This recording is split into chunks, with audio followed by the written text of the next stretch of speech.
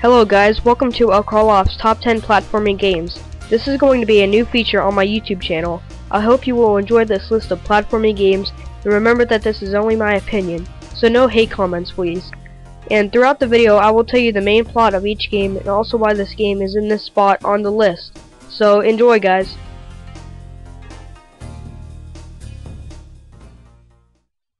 Number 10. Psychonauts.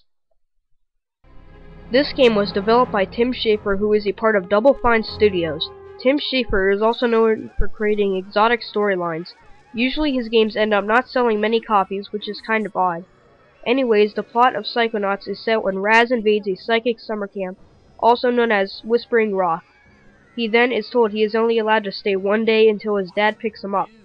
Unlike many platformers, Psychonauts delivers a very unique storyline and also a very intricate cutscenes. There are also many collectibles such as arrowheads, side cards, and many more. You can also trade these items in at the camp store. This game is at the 10th location in my list because it failed to perfect the platforming controls. I found myself getting stuck in many corners throughout the game, but Psychonauts will always be remembered for its great storyline. The final grade for this game is 8.5. Number 9. Crash Twinsanity. Developed by Universal Games in 2004, in this game evil Dr. Neo Cortex returns, this time to destroy Crash once again, but Dr. N's greediness gets him into trouble yet again with crystals. He is then forced to work with Crash in this wild and wacky game. During the game, you will enter many cutscenes which set the story for your entire experience. You will also meet past enemies such as Engine, Tiny, and Dingo Dial. There are also new characters such as Nina Cortex, Dr. N's emo niece. Overall, the game's storyline is pretty good. But now we will enter the collectibles and moves throughout the game.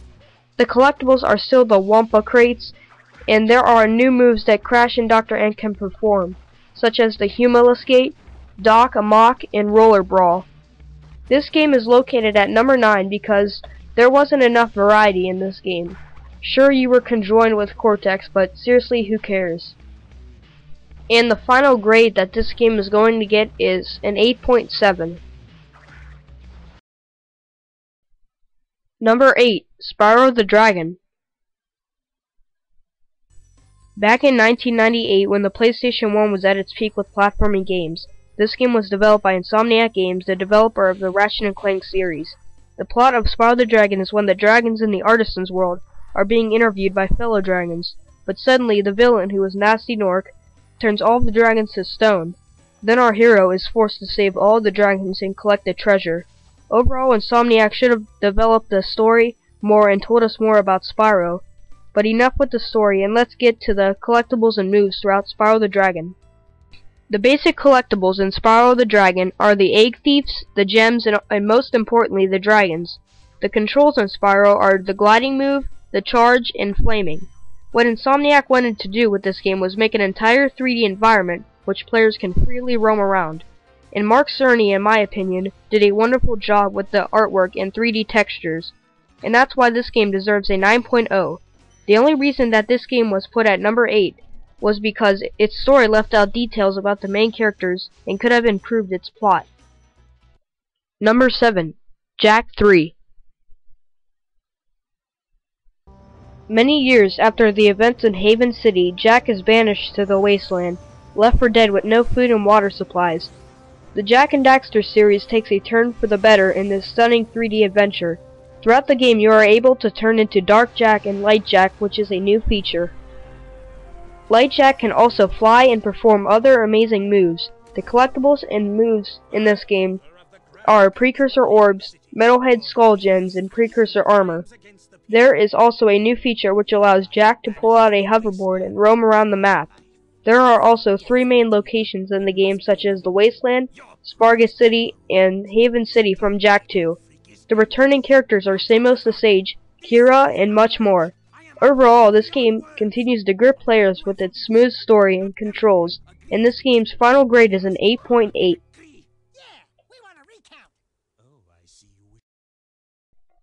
Number 6. Spyro 2 Riptide's Rage. Spyro returns in this amazing game which many consider the best in the series. After the events of Spyro the Dragon, Spyro is tired of saving the Dragon Realms and decides to settle down in Dragon Shores. On the other side of the realm, 3 people are trying to locate a dragon to stop the evil Ripto. The 3 people are the Professor, Elora, and also Hunter. As soon as the Professor gets the portal to work, Spyro is sucked through. After wondering what happened, Ripto threatens the 4 characters and then suddenly leaves. Spyro is then forced to save Avalar, and this time, your journey begins. Insomniac Games really stepped up the storyline in this game from its predecessor. So now that you got the story down, let's talk about the gameplay. All of the gems have returned from the original game, and now there are skill points which Spyro can earn. There are a few new moves such as swimming, climbing, and a new hover mode to extend your glide.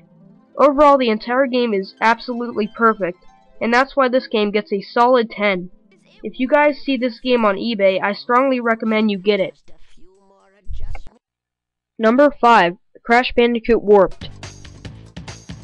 Crash Bandicoot returns when Uka Uka's evil brother, Aku Aku, breaks out of his containment and joins forces with Dr. Cortex. They then set up an evil plot to kill Crash. Unfortunately, in this game, Coco, who is Crash's sister, is basically mute. Although the story is short and left out many details, the gameplay is very fun. Throughout the game, you still collect crates, but there is many new features such as climbing and using the jet ski with Coco. There are also levels when you play as Coco and ride a tiger along the Great Wall of China, and I have to say that this is one of the biggest improvements of the game. Overall, this game is set up as number 5 because it is one of the games that I loved as a kid. This game's final grade is an 8.2. Number 4. Sly 2 Band of Thieves. After the original Sly Cooper, you return with an all-new adventure. This game basically starts off when Sly, Bentley, and Murray are set out to steal the clockwork parts from the Claw Gang. The beginning levels of Sly are always stealthy and epic. The new setup of Sly, in my opinion, is just great. Basically, you get to start off in a 3D city environment and choose what levels you want to play with the pinpoint device. The hint bottles have also returned with many new gadgets. I especially like playing as Bentley and Murray. Bentley gets sleep darts and bombs, and Murray gets incredible strength. Overall, you still have the great moves with Sly and many new improvements. The story of the game provides you with hours of excitement. Overall, this game is a solid 10 because it has an excellent story and character development. One of the first games for the PS2 console, Jak and Daxter delivers a great story and also great gameplay. But to see my review on this game, click in the link in the description, and this will take you to my video. But coming up will be number 2 on my list. Number 2, Ratchet & Clank. Insomniac's leap to the PlayStation 2 was a success when they released Ratchet & Clank. In this game, evil Chairman Drek's home planet is suddenly overpopulated by too many inhabitants, so his new plan is to take chunks out of other planets and form one giant planet. But one day a robot is made and suddenly decides to escape and locate a hero named Captain Cork, but he crash lands on a planet and meets Ratchet. This is where our story begins. Insomniac's always focused on storylines that were very gripping and interesting. Now that I've discussed the story, let's talk about gameplay. During the game, Clank acquires many power-ups which allow him to hover, fly, and super jump. There are also new bolts and secret golden bolts to collect. Overall, RNC delivers a solid gameplay and story, and that's why this game gets a 9.8. What game could possibly be at number 1? Well, let's find out. Little Big Planet gets the spot at number 1 in my list. This game was released in 2008 and is still my favorite video game. This is much more than a game, it's an experience. Since the story doesn't really matter, let's talk about the creation mode. In create mode, you have many materials which you can create with. You can also choose which plane you want to set the object in. There are also stickers, bolts, string, and many more.